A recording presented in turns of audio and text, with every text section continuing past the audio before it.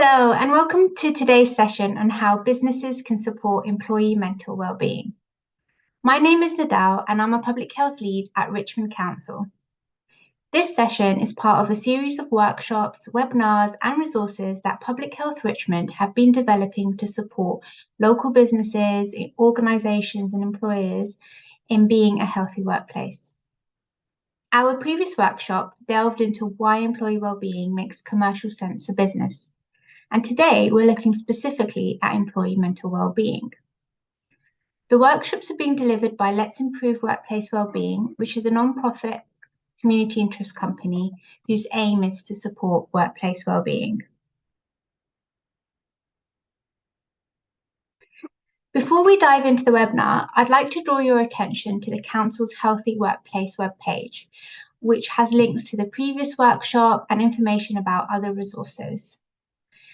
The Council administers a Local Healthy Workplace Award to provide businesses and employers within the borough with a framework of evidence-based criteria. This can act as a template for good practice and recognises employers in the borough who invest in their employees' health and well-being. Using a framework such as this has many benefits, such as allowing you to benchmark your organisation against an independent set of standards, provides you with an evidence-based blueprint to design your employee health and wellbeing programs, and gives you the opportunity to gain recognition as a top employer. The framework is made up of 3 pillars: corporate support for wellbeing, mental health, and healthy lifestyle promotion, which you can see in the circular diagram on the PowerPoint slide. Today's session will provide you with an introduction on how your business can support employee mental health and wellbeing. The mental health and wellbeing pillar of the framework covers organizational policies, culture management knowledge and behaviors, and employee knowledge and resilience. If you'd like more information on this, contact us on our email address, which is publichealth@richmond.gov.uk, and can be found on the council web page too. Another resource that businesses and organizations can use is the Making Every Contact Count training, MEC. This is an approach to behavior change that uses the thousands of day-to-day interactions that organizations and individuals have with other people to support them in making positive changes to their physical and mental health and well-being. The courses are online and it's quite easy to register, and there's a number of courses that can have direct benefit to staff themselves and consequently will have an impact on their friends, colleagues, and families and the community around us. It can also improve job satisfaction of your workforce by equipping them to be better able to help others. One course that I'd like to highlight, which is relevant to today's session, is called Employee Health and Wellbeing, Emotional Health and Wellbeing. So MEC training is free for local businesses and organisations to access, and you can find more information on the Council's website. It's also on the Healthy Workplaces Council's webpage too, and I'll put in the links as well, you'll find them. So so we'd love to hear from you on what other areas would be helpful to empower you as an organisation to thrive in this area as we continue to develop resources and support. I'd like now to pass you on to Nuz from Let's Improve Workplace Wellbeing to introduce herself and take you through the webinar. Thank you for listening to me.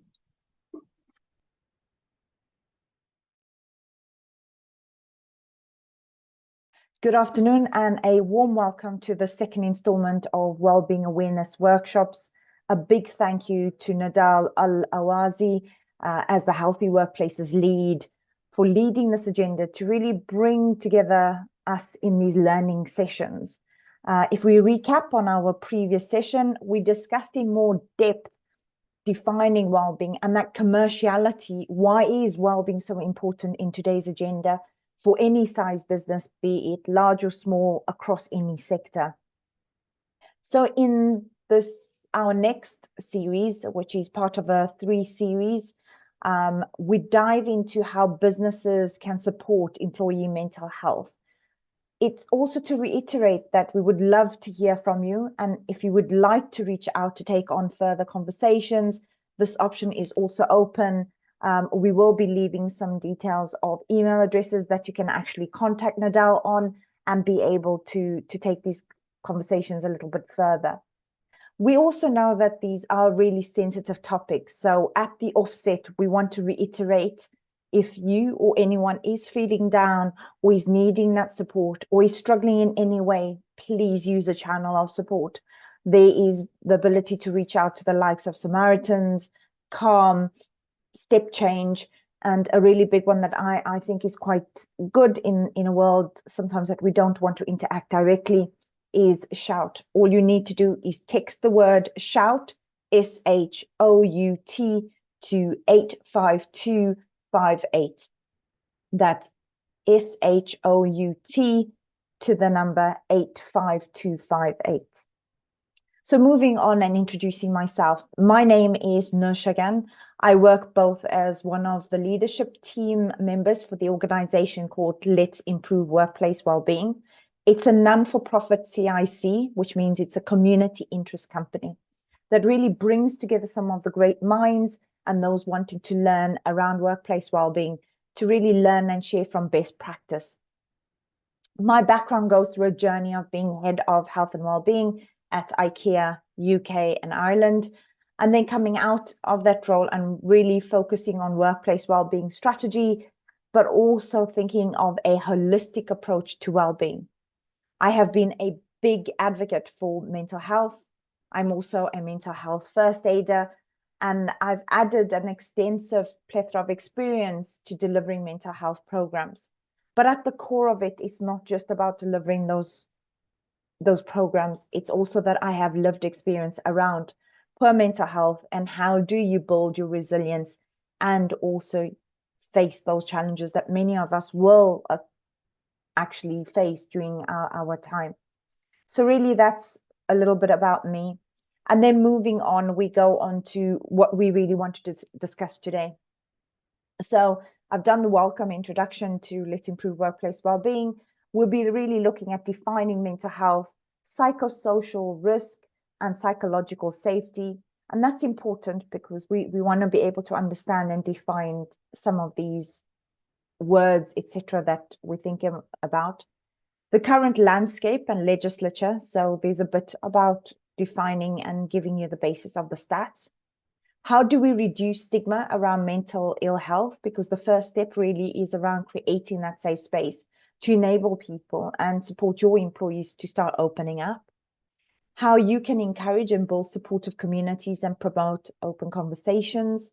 Aligning and thinking about tangible actions you can take to support mental health with your employees. And a few bits around the questions and the resources that we have. Please reach out if there are any questions. We'd love to hear from you. So really moving on and defining mental health. So what do we mean by good mental health?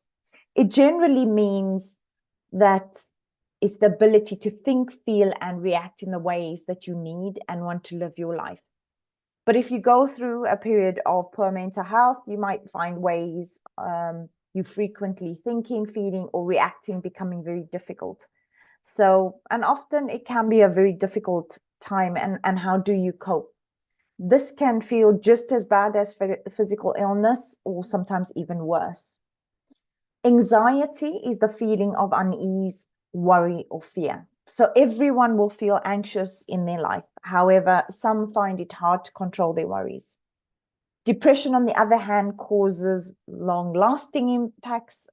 It goes beyond just a low mood. It can impact people physically in terms of they have difficulty sleeping, they can't get out of bed, they may be sleeping too much. They may really be exhibiting things of perhaps being short-tempered or perhaps feeling teary-eyed a lot of the time. They may try and extract themselves from social settings. So it's really important to see the difference between what good mental health can be, what anxiety is, what low mood is, and what is depression. And then it's really to define psychological safety and psychosocial safety. Now you wonder why I'm bringing in these definitions into this discussion of how we support mental health of our employees. No matter what size your organization is, it all starts with creating that psychological safe place. And that's why psychological safety is to understand that it's to give your employees the space to feel comfortable about speaking up without the fear of negative consequences within their team or their workplaces or their jobs. So really, it starts with, if anything, when you are supporting mental health of your employees, is how do you really create the psychological safety? I put in your psychosocial safety because that is extending and going a step further.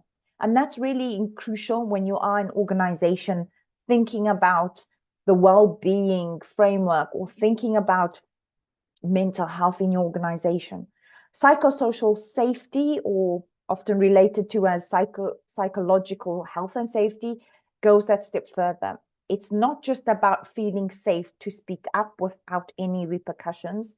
It's about how you as an organization create an environment where mental, social, and emotional well-being are actively promoted and protected. And that can be using a risk management approach. So we're not going to go into a lot of detail around the risk management approach, but I'm going to leave you with something to be thinking about when we talk about how do we support mental health in the organization and that of your employees.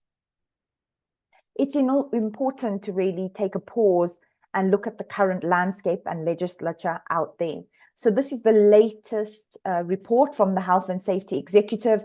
It looks at health and safety at work in Great Britain for 2023. So it's the latest set of data that you will have, that it's relatable in terms of where we are at the moment.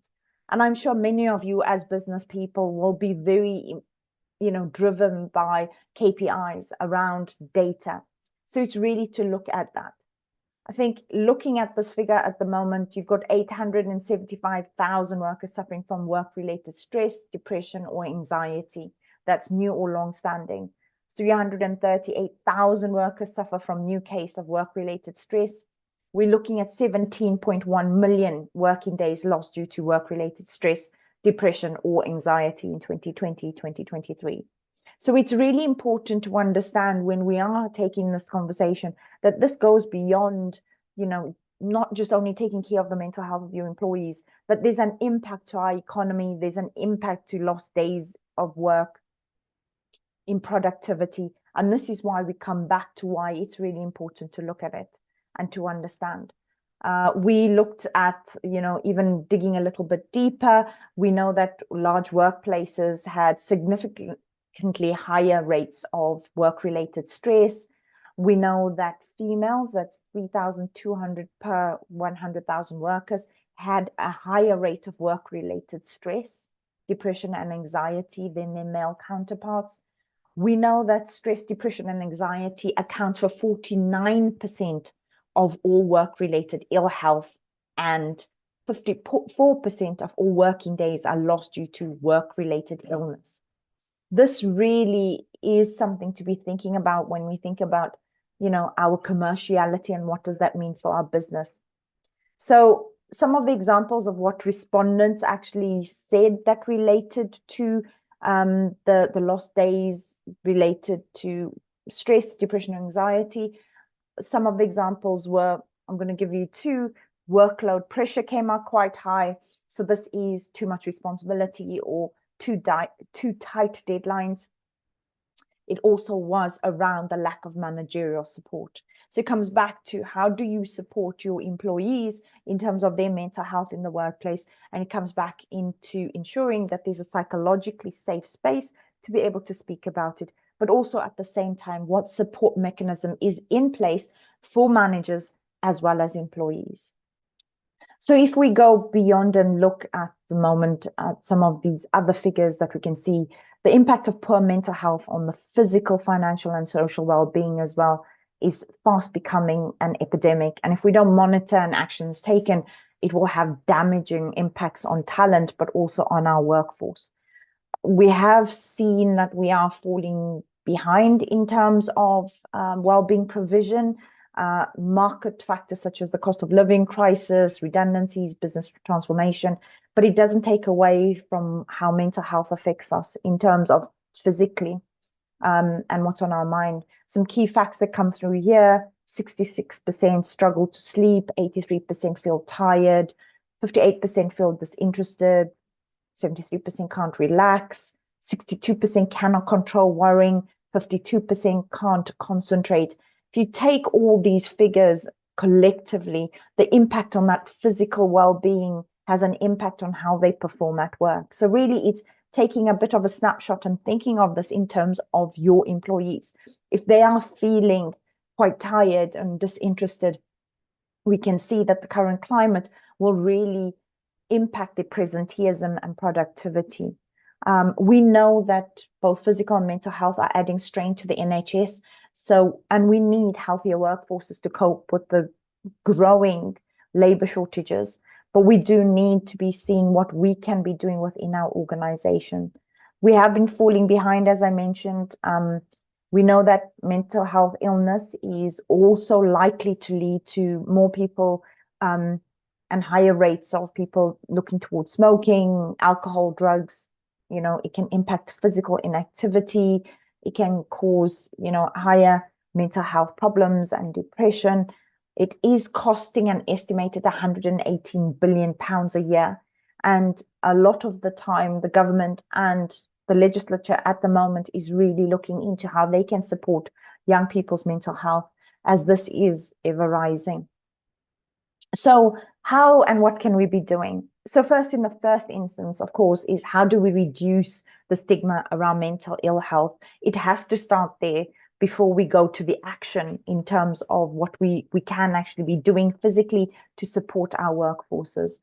And there are different approaches to mental health and illnesses. I think you need here to think around, if you are a mental health first aid or considering some training around mental health awareness, it's that as an individual, as an organization, there are clinical diagnoses and treatments that vary.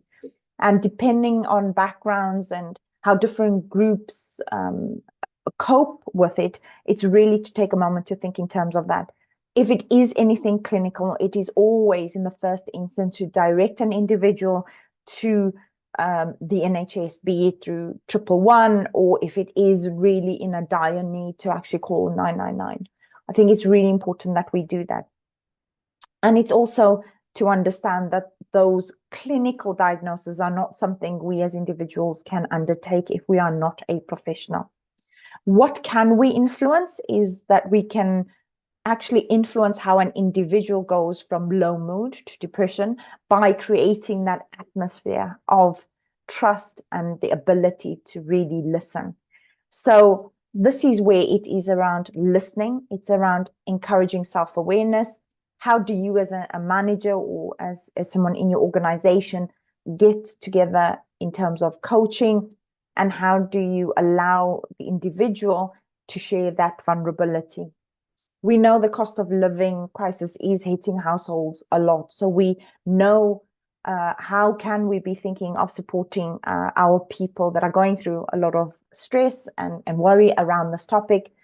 So for example, when we talk around, could you be offering some financial counseling or signposting to the right resources?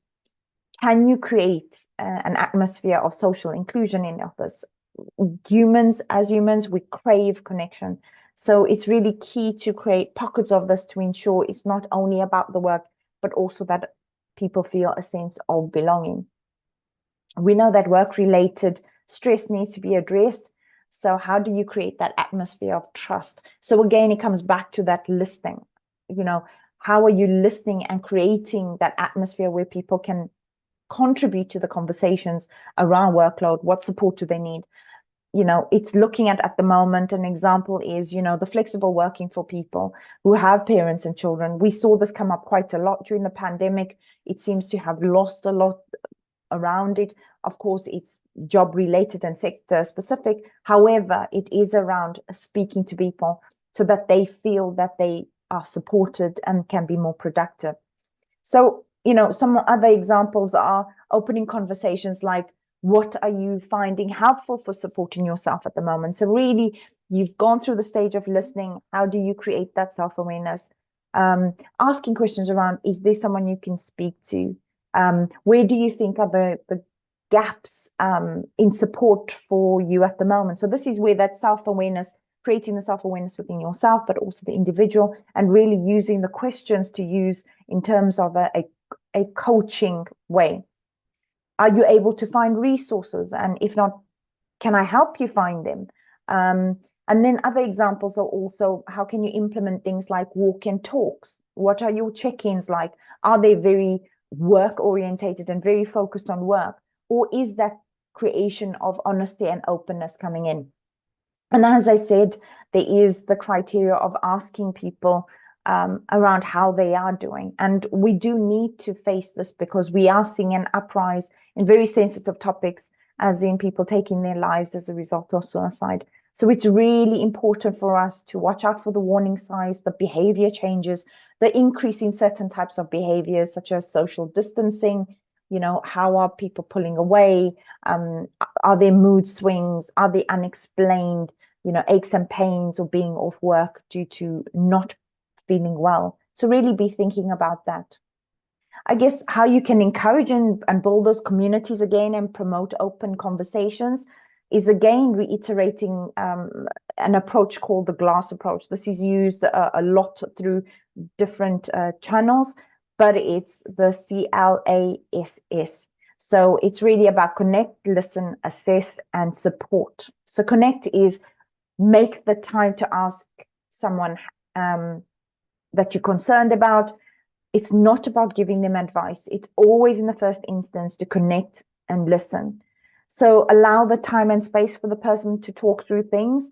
One really crucial example is often we will want to go in with advice. It's to pause ourselves and to just listen. So really connect. And someone can very easily see if you're rushing through something. So be very, in your own aspect, be very precise as to how you make the time to support someone. There is no point making the time to try and listen when you're in between meetings and you've only got a 5-minute slot. So really allocate the time, because this is important. It's important to be present and to listen to what people say.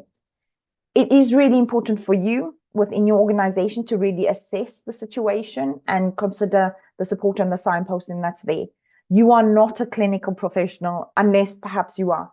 But for the most of us working in workplace well-being, perhaps you've got a background in psychology, perhaps you have some courses, but you are perhaps not the clinical person that can make that decision. So it's really important to listen and assess, but also be thinking about how you can signpost the person to the right area of support.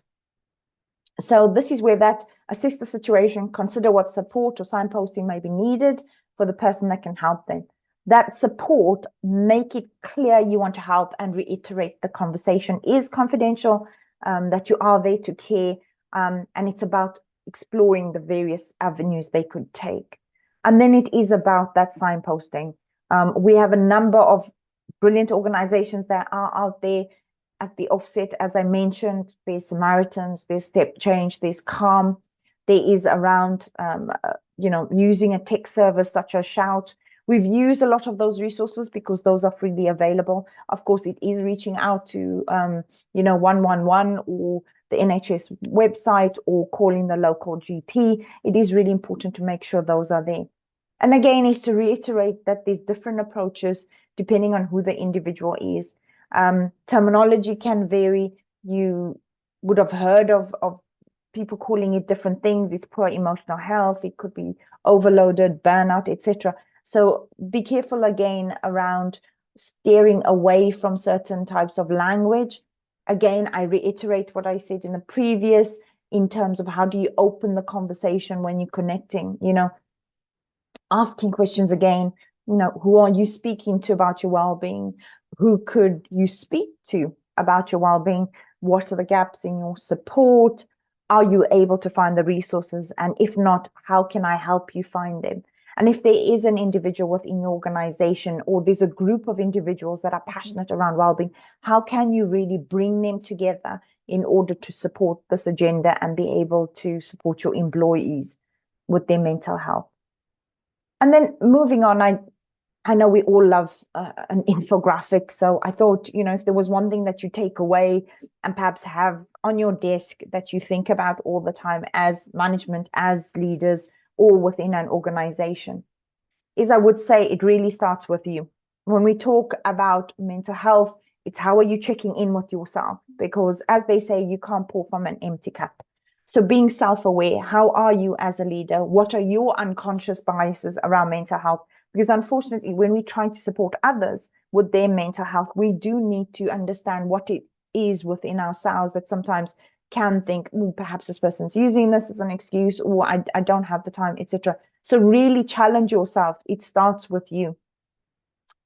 Well-being, when we talk about it, is not about only designating it to a few. It's about how collectively we support this agenda.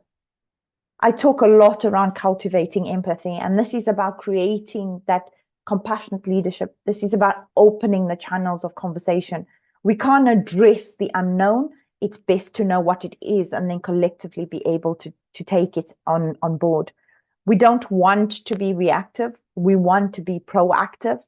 So it's really, what are the ways that we can support people? How do we open up the conversations? Because we would rather that we are supporting people so they're not going off sick. A lot of the time, and I've seen this a lot in organizations, we've allowed low mood to continue without addressing it early on. And that could have prevented someone really falling into depression. Sometimes some people just want you to listen. They don't expect you to know and have all the answers. It's just really about that, cultivating that empathetic environment.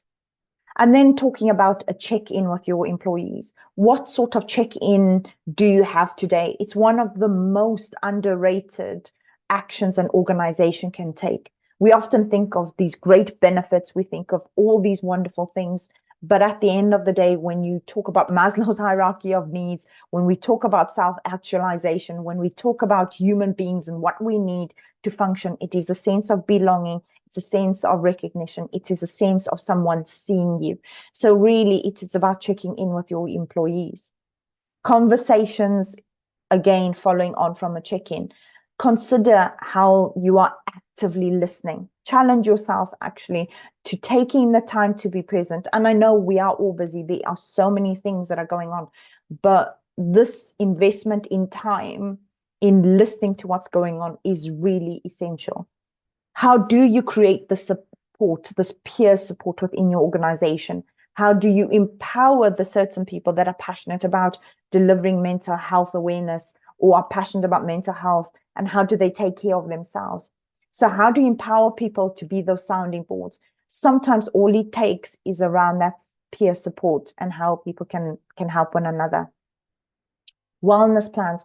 What I mean about wellness plans is, if you are thinking of your performance appraisals, when you're thinking about your one-to-ones, how do you integrate some of the well-being actions? So a quick one, for example, is on a Monday morning, most organizations have some sort of huddle, a check-in, a stand-up, whatever you want to call it. How do you integrate a well-being action within that meeting? So for example, you get everyone to do breathing for just a minute even.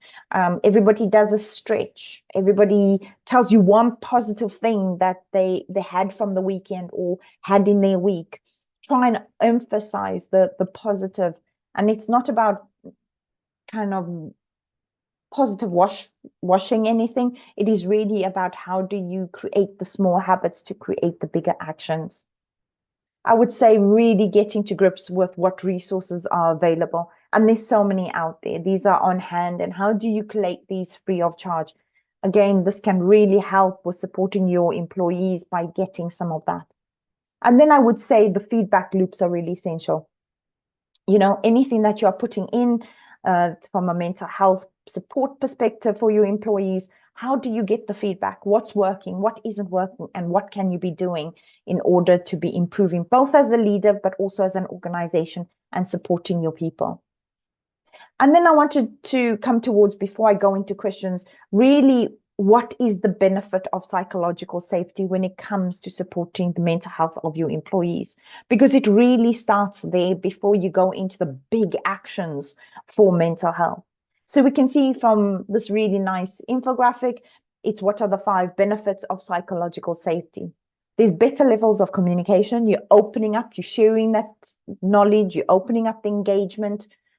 When you have more openness, there is the opportunity for more learning from mistakes, and we know that failure, it's first attempt in learning. And that's something that I think is something we do need to take away. We all want improved performance, more creativity, more innovation. So create that safe space. So when people feel safe, they open up more. We want positive employee attitudes, engagement, more commitment to the organization. So this is the reason why it's so important around thinking that psychological safety. We want increased levels of initiative, of identifying ways, of processes, etc., that can really impact positive performance. So this is a really nice summary in terms of the 5 benefits of psychological safety.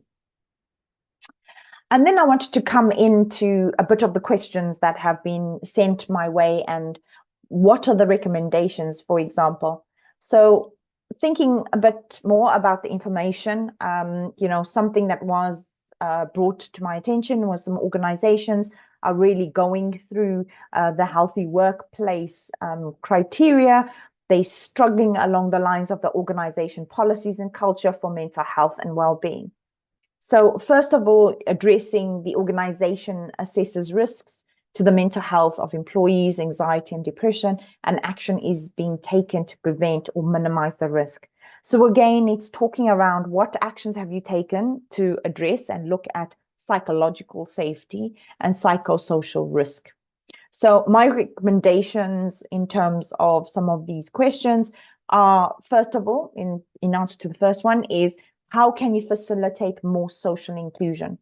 For example, if you're doing one-to-ones and making everyone feel that they can have a say, it's also about the organization being open and showing that vulnerability and honesty by managers to share their own experiences. When we hear the permission through a manager sharing their experience, we take it as it's safe for me to also share.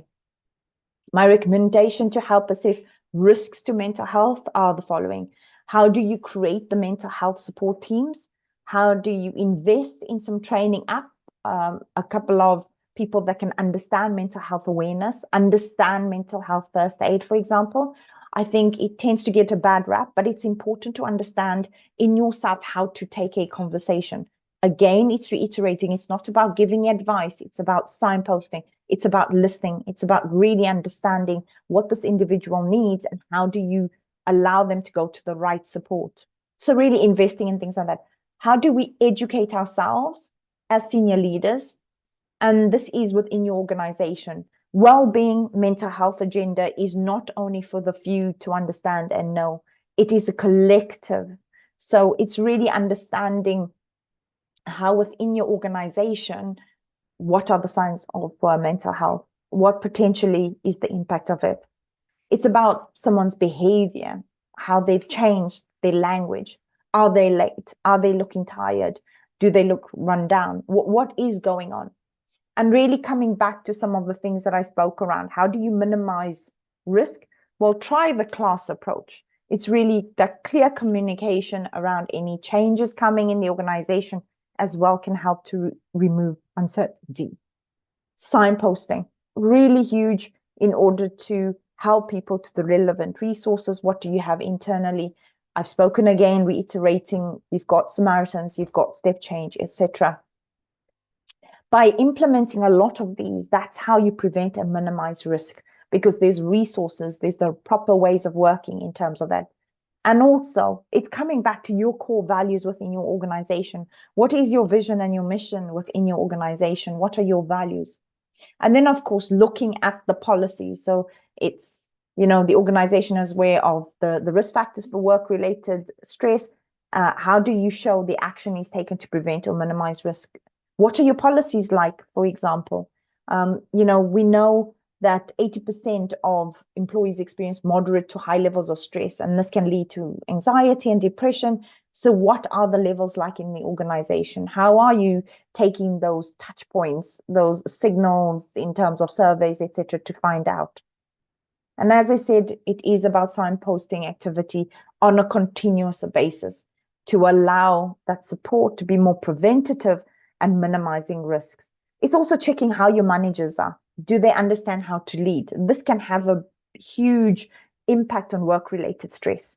We know at least 80% of individuals leave a manager rather than leaving a brand.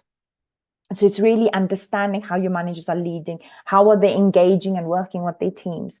How do they understand this and know how to take conversations? Because it's not easy.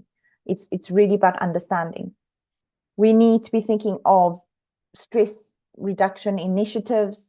So think about your meetings, think about how long they are, understand, that could it have been an email instead of a meeting? Understand that people's brains work differently. So it may not be the most productive to have a meeting at, for example, 3 o'clock or 4 o'clock on a Friday afternoon because people have had a very long week.